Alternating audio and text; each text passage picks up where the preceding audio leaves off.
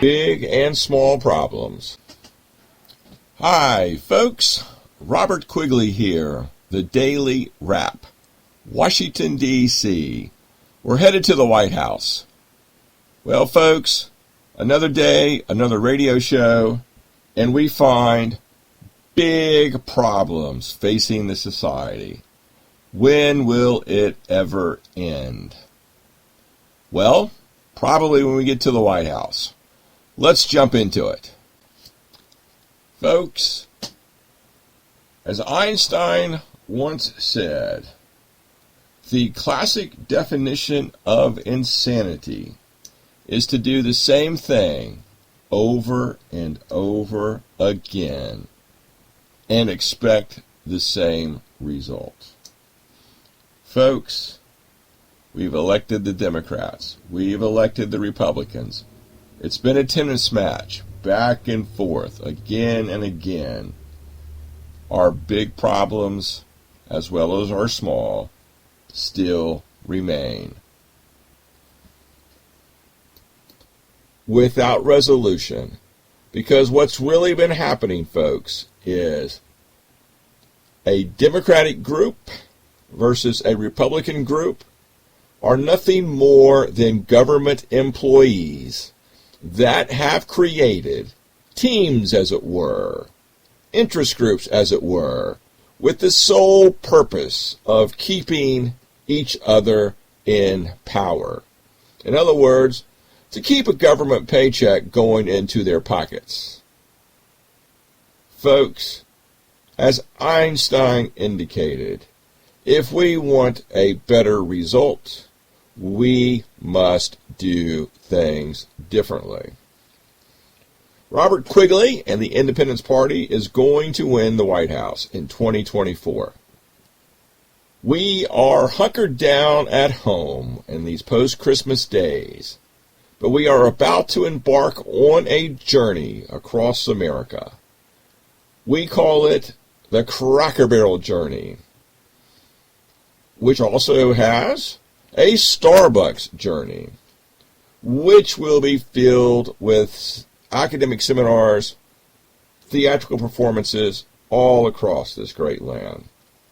Folks, we're hitting the road soon, this coming January, and we are going to be meeting and greeting Americans all over the country. Folks, leaders in the middle of the American electorate must stand up now. The time is here. We must heed Einstein's definition and warning without delay. Well, let's move on a little bit, folks, and let's talk about some of the big issues at this moment in time. We learned today that the Supreme Court has blocked the Biden administration from ending the Title 42 expulsions program. Hooray for the Supreme Court. Now, we all know that the Quigley administration is going to reform the Supreme Court. We're going to reform the Supreme Court by turning lifetime appointments into term appointments. We are going to increase the number of Supreme Court judges, and we are going to remove the Supreme Court's power to overrule properly passed laws in the United States. But those are the reforms that are coming. Right now, we have to give the Supreme Court a round of applause because the southern border must be closed. And if it's not closed by the time we get to 2024 election time, the Quigley administration will close it by stationing a very significant portion of our army on the southern border, and we will station them 100 yards apart all the way across, and we will stop the flow of people coming into America, with the exception, of course, of people with visas, people with legal rights to travel between the countries, and, of course, commerce.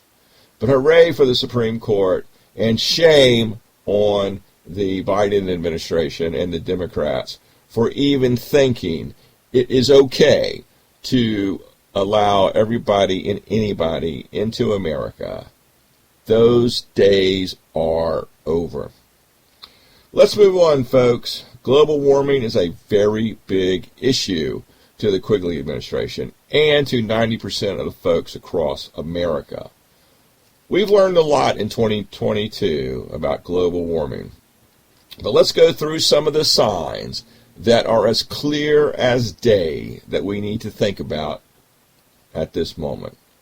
How do we know that global climatic impacts are increasing and global warming is barreling down on this planet? Well, I'm going to go through a list of signs of occurrences that has happened in 2022 and made themselves visible. But just before I do that, I want to slam Harvard University and several others across the country who are no doubt propagating the existing system by saying that nature has a self-correction mechanism built in, and that over the long course of geologic time, the earth will correct itself. This kind of statement is made to distract and trick people. Folks, humans live 76 or 78 years if they are lucky. The global warming is going to increase way beyond any current expectations. And the climatic impacts, the damage to the animal kingdom, to the plant kingdom, to the human population, is going to be substantial, it's going to be quick, and there is nothing we can do about it until we introduce the Quigley remediation programs, which includes building CO2 and methane scrubbers, re-terraforming the country and the planet, reforesting all open areas, re-aquifying, replenishing the water supplies all across the country with desalination plants. Folks, we have so much work to do ahead of us. It is almost mind-numbing, unbelievable that this stuff has not already been done. All right, folks, I just wanted to make that statement and slam Harvard University and others who think it is okay to think in terms of hundreds of thousands of years when the human population is very likely to be decimated in the next 20 years. Okay, folks, what are the signs, global warming signs from 2022 that are so obvious, indisputable? Number one, zombie viruses have woken up. Folks, it's almost as if some alien space-traveling species passed by Earth eons ago and realized that the life forms on the planet were going to be wiped out. So they used their Star Trek technology, I'm joking here, to cause a massive ice age, which would, of course, give humans time to develop and figure out how to manage our planet properly. Well, we haven't figured it out yet, folks. The ice is melting, and new zombie viruses are coming back to life. In fact, in 2022, we learned that at least one multi-million-year-old virus that was frozen in Antarctica became unfrozen and has sprung back to life. We have done this many times in the laboratory. We know it's happening. There's no question about it. Sea level is rising, folks. Look at the amounts of rain that the hurricanes have been depositing in Florida. Sea level is going up at least 70 or 80 feet when all of the ice on the planet melts. We've seen the process. It's happening. There's nothing we can do about it. It won't change unless we do something about it. Let's put it that way. Doing nothing is going to lead to our demise. On top of that, we see disappearing glaciers, folks. Ice is melting 100 times faster than we thought it was just a few weeks ago. Everyone's projecting that the ice will be gone in 200 or 300 years. The Quigley administration is saying we could very well see all of the snow and ice gone in 2050. Not much more beyond that. For lucky, we might make it to 2070. Now, of course, you wouldn't think that right now if you were in Buffalo, New York, and in the northern part of the United States. And we completely understand that. But these freak winter storms are very likely to dissipate. And even if they don't dissipate, the fact that the Earth is becoming that much warmer, humans, we're going to be very, very surprised, because as soon as winter is over and the heat picks up again, guess what happens to all that snow and ice? It's gone. It's going to melt like in a day. Hard to believe right now, but that's what happens when the atmosphere warms up. We have seen lots of climate chaos all around the world in 2022. We are talking about Bangladesh flooding. We're talking about Pakistan flooding. We are talking about underground aquifers plummeting to 500 feet in many places across America. We're talking about the Mississippi River on the verge of disappearing, the Colorado River on the verge of disappearing, Lake Powell, Lake Mead. Rivers all throughout Europe are in retreat. Folks, this is no joke. Climate chaos is happening everywhere we look, and 2023 is going to be much worse. In 2022, we saw dumpster diving polar bears. Oh my gosh, how sad is this? On the one hand, Americans throw away a lot of food. I'm not quite sure that the Canadians throw away as much food as the Americans do, but it's pretty bad when these majestic animals of the Great White North have to resort to trash cans for their daily meal. But hey, this is humanity, right? What's Quigley talking about? We make our very own flesh and blood citizens dig through trash cans all across American cities to look for their daily food. Folks, we have problems. Believe me, when the Quigley administration gets to the White House, we're going to be solving so many problems. The country's just going to be in a whoosh type of mood when they see us in action. Oh my gosh. 2022, we've seen worse weather, folks. On top of all of that, we see the penguin populations shrinking. Lordy, lordy, lordy. These hardy creatures have made the Antarctic an absolutely fantastic, majestic home, but because it's warming up, penguin populations are crashing. Folks, scientists that know about these issues have warned the planet, more so in the last year than in years before, that we have started the Earth in its sixth mass extinction. It's happening, folks. We are losing plants. We are losing animals. 2022, we saw the point of no return. Guys, this is not a future point anymore. If we stop driving cars right now, the globe is still going to warm much, much further than the 1.5 degrees Celsius that the talking heads have been spouting for the last 10 or 15 years. No, folks, we're probably looking at a 5 or 6 degrees Celsius increase in temperature in the next few years. The glaciers are going away. If we did absolutely nothing and stayed home from this point forward, we would not be able to reverse what is going to happen to us in the next 15 or 20 years. In other words, we have passed the point of no return. Climate impacts are going to be much worse in 2023. Again, so in 2024.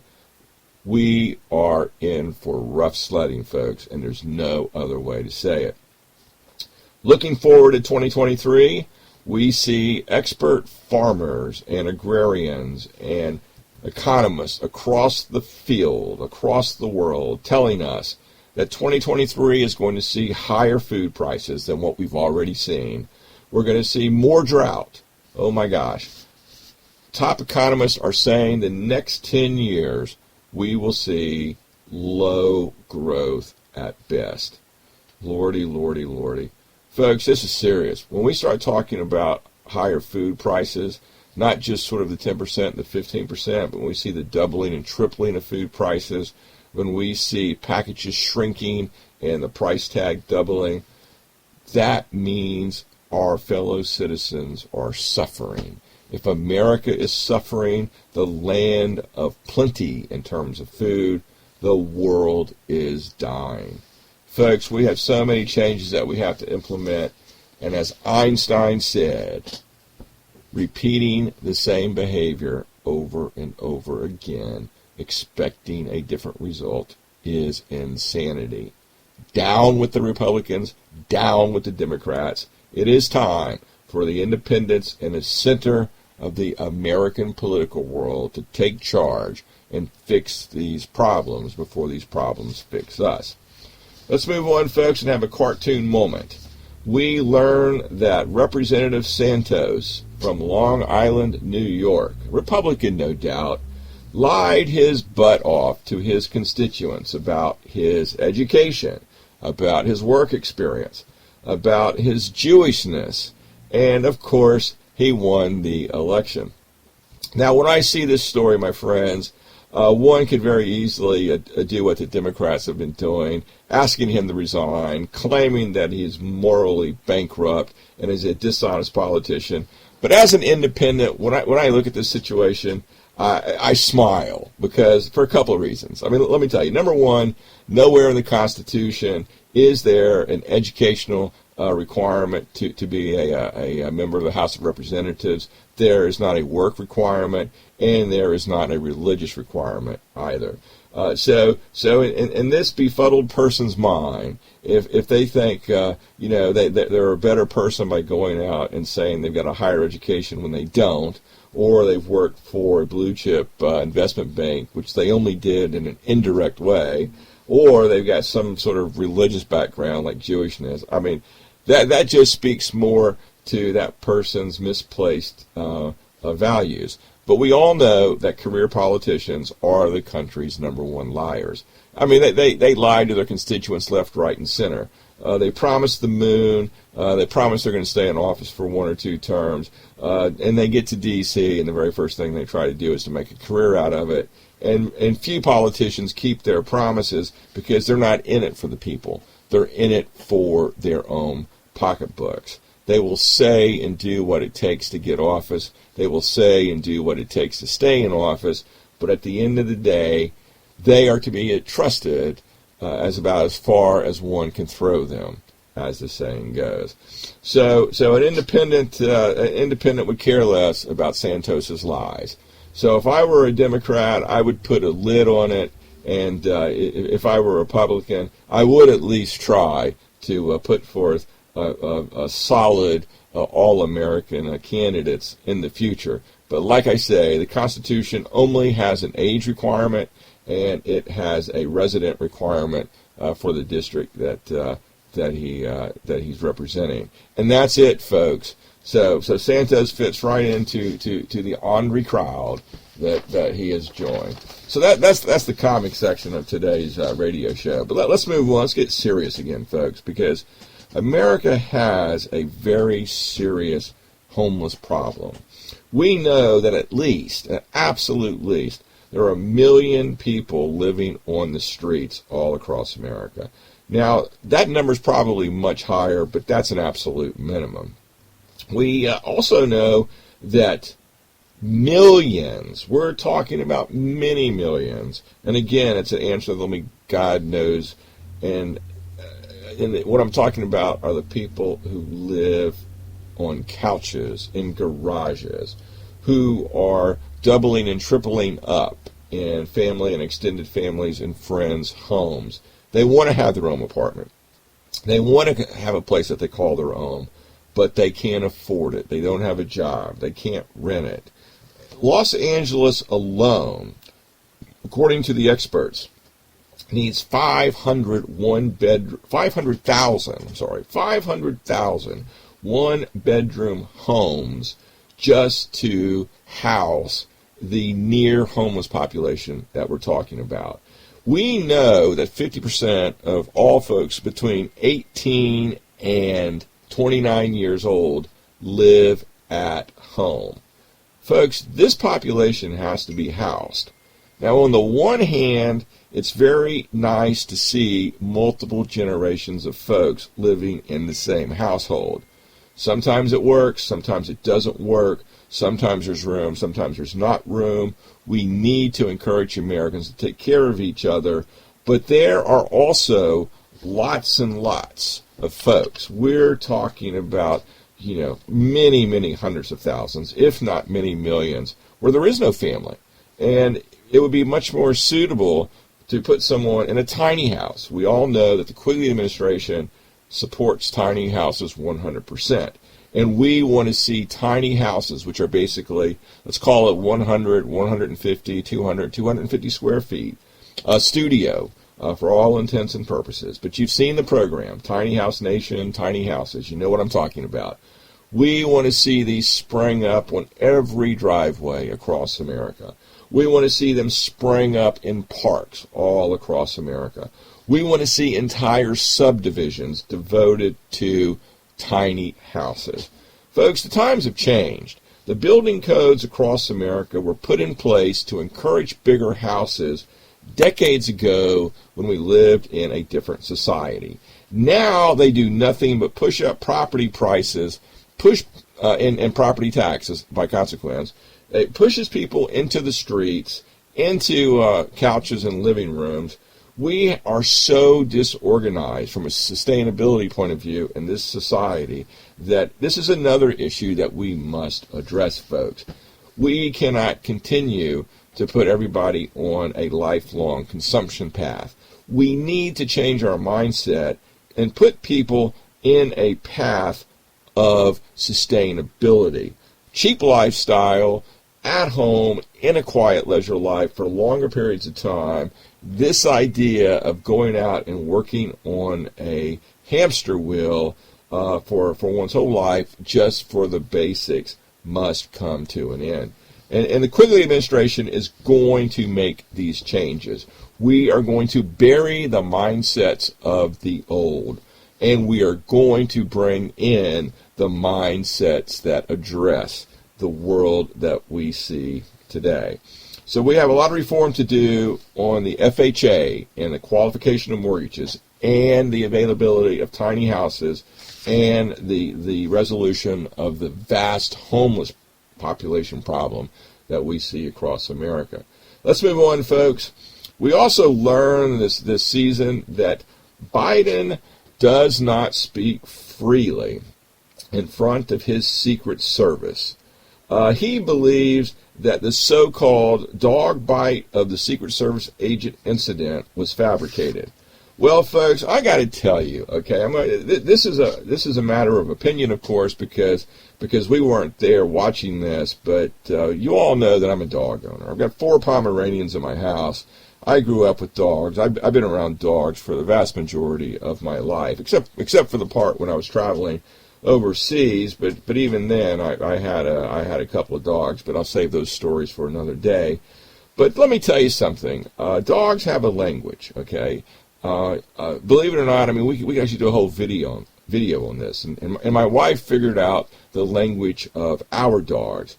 They actually do things with an intent to get us to give them something or to do something. But nevertheless, dogs do have a very basic rudimentary language, and it's really not that hard to figure out. But the reason why I'm talking about this is because I'm trying to say to our supporters and constituents that Quigley knows a thing or two about dogs. So when I heard the story that one of these dogs, I think the dog's name might have been Major, I forgot, but you guys can call up the White House and find out what that dog's name was. But Biden's German Shepherd supposedly bit this Secret Service agent. Well, when I hear this, I chuckle, because dogs experience the world through their mouth and nose. For all dog owners will immediately understand that there's not a thing on this planet that they're going to run across, like, let's call it your daily dog walk or whatever it is. They are going to sniff it and they're going to taste it, because that's the way dogs see the world. Now, we also know from a medical physiological point of view that the sensory ends of the nose and the tongue and the mouth actually wind up in the very same thinking spot of a dog's brain. So very often a dog will act as though it is biting. What it's really doing is it is smelling a person or licking a person or a thing, and it's not trying to gnaw and bite off a chunk of somebody's ankle to eat it for lunch. What the dog is really doing is trying to understand that person, and that's how a dog thinks.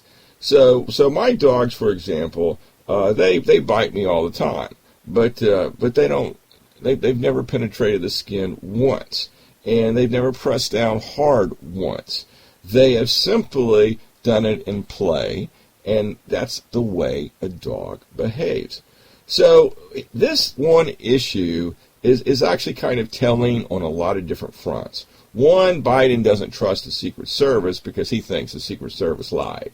And I think if one were to flip a coin, I would say that Secret Service officer was not a dog-friendly kind of guy. Because if he was a dog-friendly kind of guy, he probably would have recognized the curious signs of this German Shepherd, and that would have been that. But the idea of trust is really where I want to drill down here, because it is absolutely true that both the Democrats and the Republicans, they are sneaky. They are untrustworthy. They will do anything to prevent somebody else from solving the problem. We've seen recently that the Chinese government was spying on various American politicians. They were trying to break into personal computer systems, personal cell phones. Folks, we have the Democrat and the Republican parties doing the same thing. Because remember, what's really happening in American politics is you have two teams or groups of people, and they are fighting over jobs. They're trying to keep a job. They're trying to get a job. They're not trying to solve your problems, believe me. They use the language of politics and of help, but their sole purpose is to get a job and get a paycheck and to keep it and deny it to somebody else. Folks, this is not where the Independence Party is. This is not where the Quigley administration is.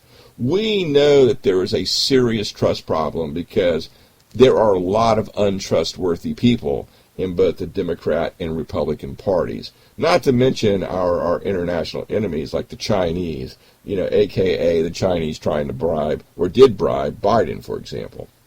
So there is a lot of reason to be very untrustworthy. So I find it a very telling situation that Biden does not trust his own Secret Service agents, which, by the way, are supposed to be handpicked to support that particular president. So it's just a worrisome sign, because this is what happens when societies begin to break down.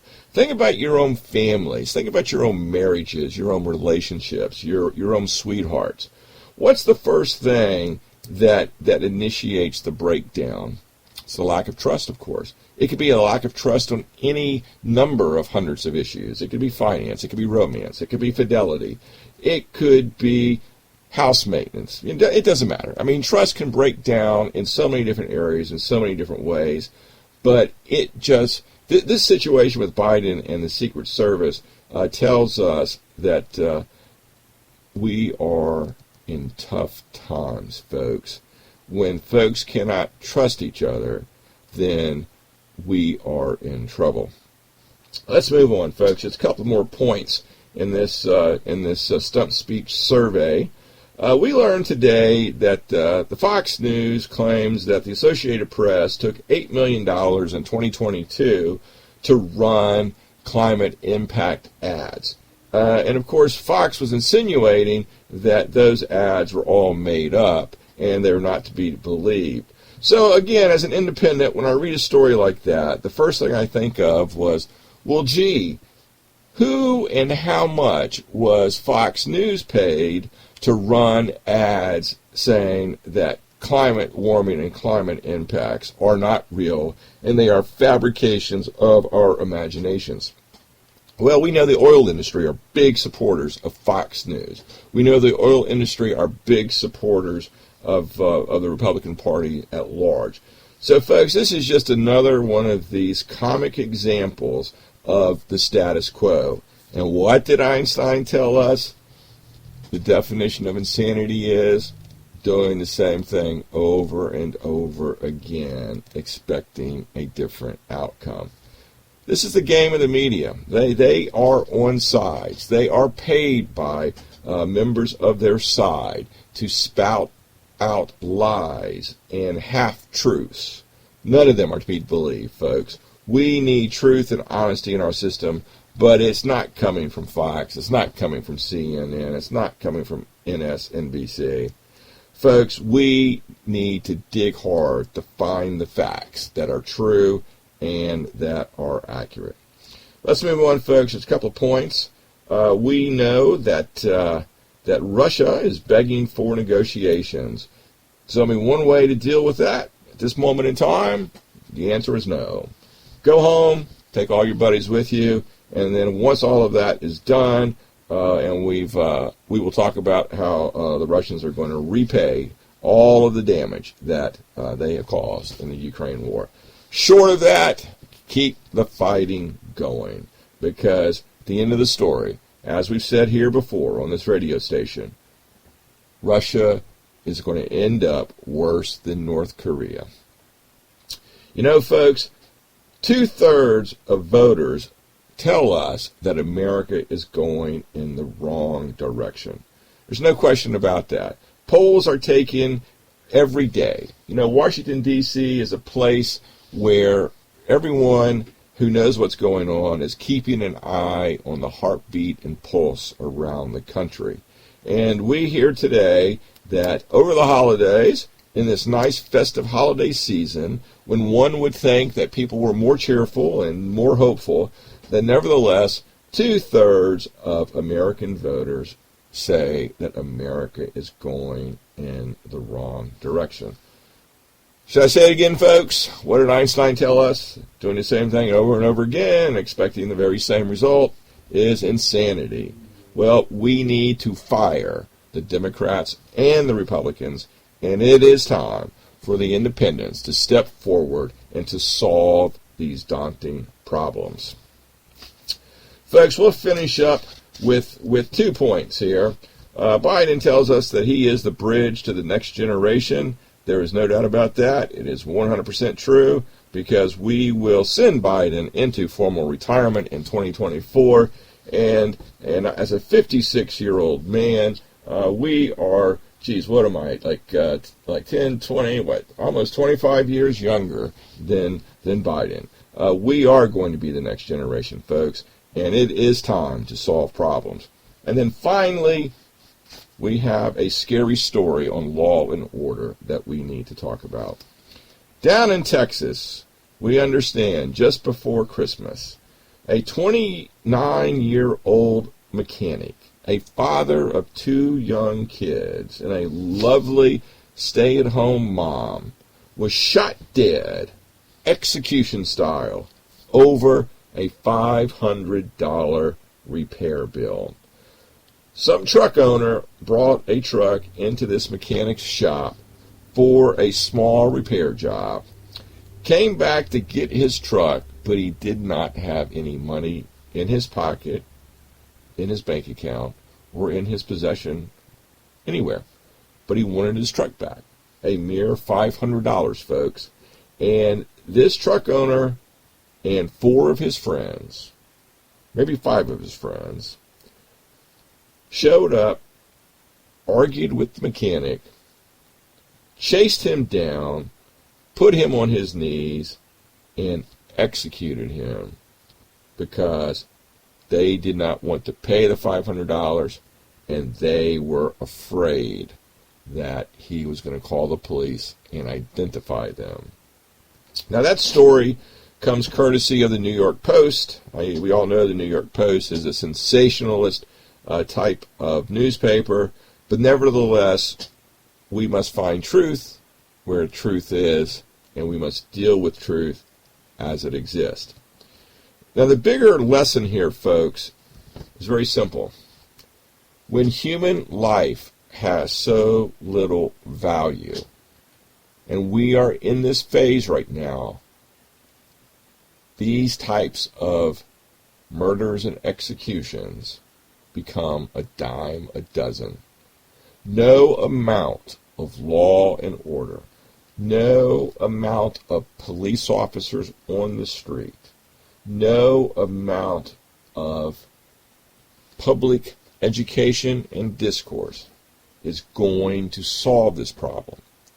The only way we are going to solve this devaluing of life issue is to, number one, we must close the border and stop admitting the world's pour down and out into this land.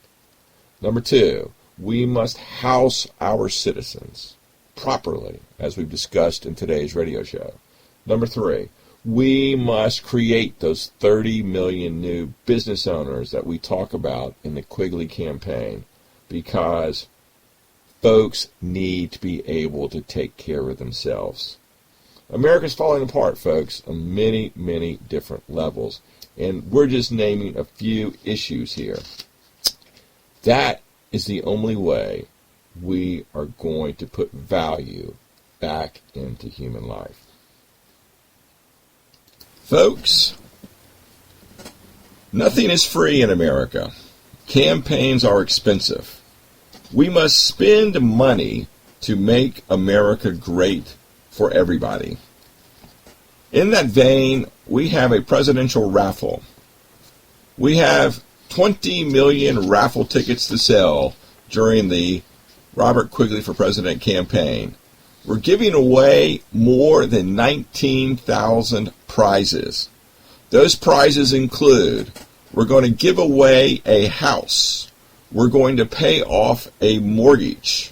We're going to give away 15 Tesla automobiles. We are going to give away a half a dozen mobile homes. We're talking about Thor, the Hurricane model, top of the line, folks. In addition to that, we're going to give away home energy systems, about a dozen home energy systems, in fact. And those are going to include wind turbines, solar panels, battery packs, heating systems, all the wiring boxes and bells and whistles to make those particular homes energy self-sufficient. In addition to that, folks, in this presidential raffle, we are going to fund 4 brand new small businesses somewhere in America. And the value of those grants are going to be up to $250,000, specifically for the creation and operation of a new small business. Now, folks, in addition to those raffles, we are going to be giving away around-the-world trips. We're going to be giving away around-the-world backpacking trips, which are going to be mostly on the airlines. We're going to be giving away an around-the-world trips, that's plural, and those are going to be cruises. In addition to that, we're giving away computer systems. We're giving away Apple gift cards, Amazon gift cards, Visa gift cards. In addition to those, we're giving away Cracker Barrel gift cards, Walmart gift cards, Starbucks gift cards, and, of course, Papa John gift cards. Now, most of these 19,000 plus prizes have odds of about 1 in 100, which is very, very good in relation to the lottery tickets that we buy around the country. So again, we have over 19,000 prizes. Raffle tickets are $5 each. For most of the prizes, your odds of winning are 1 in 100, and we've got 20 million raffle tickets to sell. Of course, all that money supports the campaign and the campaign machine for the Robert Quigley for President campaign. In addition to the raffle, we also have a campaign hat. It's a green color. It makes you look smart, makes you look sexy, has a nice logo on the front. And again, both the cap and the raffle tickets can be bought on the campaign website, robertquigleyforpresident.com. Now, in addition to those items, folks, we also have live shows that will be occurring all across America in 2023 and 2024. We will be performing in comedy clubs, in local theaters, in academic theaters. Basically, the show is part entertainment, part educational, and part stump speech. Every show will have Q&A. Every show will be recorded, as we're making both a documentary and a movie of the campaign and the life and times of Robert Quigley. So again, folks, you can go to the RobertQuigleyForPresident.com website. We will put the schedule up on the website as it firms up, and you can buy tickets to the shows on the website. In addition to those items, folks, we have a book that's under production as we talk. It should be up in the market in about 3 or 4 weeks. It's also going to be for sale on the campaign website.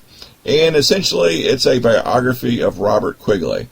You will also be able to find that on Amazon, Barnes & Noble, and Walmart.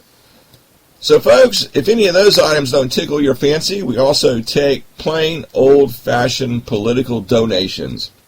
Again, all of these items can be found on the RobertQuigleyForPresident.com website.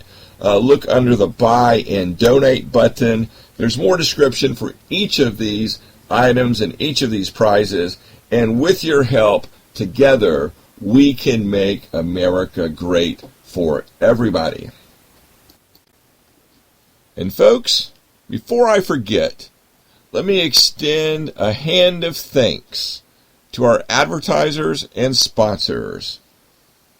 Campaigns in America are not cheap, and we need every bit of help that we can get to win the White House and make America better for everybody. Thanks again, advertisers. Thanks again, sponsors. You're an important part of our team. We couldn't do it without you. Until we meet again, all the best.